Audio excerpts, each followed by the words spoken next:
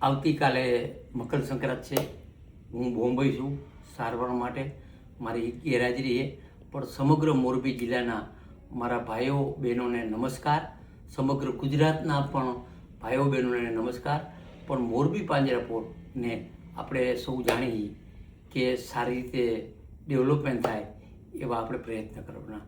આપણે મકર સંક્રાંત હોય ત્યારે નાનપણમાં આપણે છોકરાઓને શું વેચતા હોય? લાડવા, ચીકી, પતંગ એ બધું વેચતા હોય. અને મોટા બધાય વડીલો ગાયોને દાન કરતા હોય. વર્ષમાં એકવાર મોરબી પાંજરાપોળ ટેલ નાખે છે.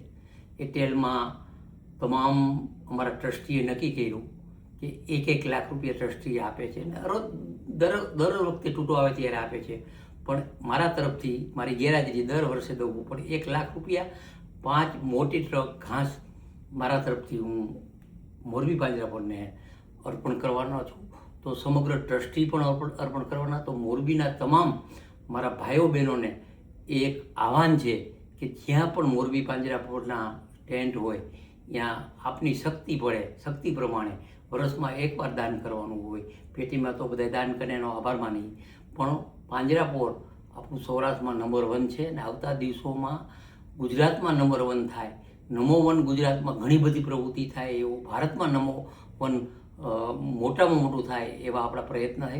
બીજું, આપ સૌ જાણી કે આપણું જે પાંજરાપોળ છે એ કચ્છમાંથી જે કતલખાને જતા હોય એ ઢોર રોકે, જામનગરથી કતલખાને ઢોર રોકે પોલીસ અને વિશ્વ હિન્દુ કરે, અને રાજકોટથી કતલખાને ઢોર જતા હોય રોકે. અને એ તમામ ઢોર આપણે પશુઓ આપણે પાંજરાપોળમાં લઈ લઈએ. બીજું, આપણી મોરબીની જે જિલ્લાની ગૌશાળા છે એની કેપેસિટી હોય 50-100ની ઉપરના હોય એ પણ આપણે લઈ લઈએ. એટલે એવરેજ મહિને 12 મહિનામાં 500થી 700 પશુઓ આપણે આ રીતે રાખતા હોય. એટલે દર વખતે ખર્ચ વધતું હોય, પણ અત્યારથી એનું જંગલ ઘાસ એની તૈયારી બધી કરી છે કે આશરે મોરબી પાંજરાપોળમાં 25,000 પશુ રહીએ ત્યાં સુધીની આપણે વ્યવસ્થા કરી. દર વર્ષે 500થી 700 પશુની વ્યવસ્થા આપણે કરતા જઈએ. અને અત્યારે 1500 વીઘામાં અહીંયા મોરબી પાંજરાપોળમાં 10 વર્ષ પહેલાં જે ઝાડવા એવા અહીંયા પશુ ફરી આપે.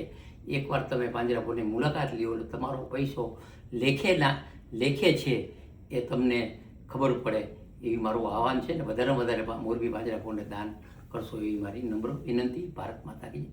વંદે માતરમ.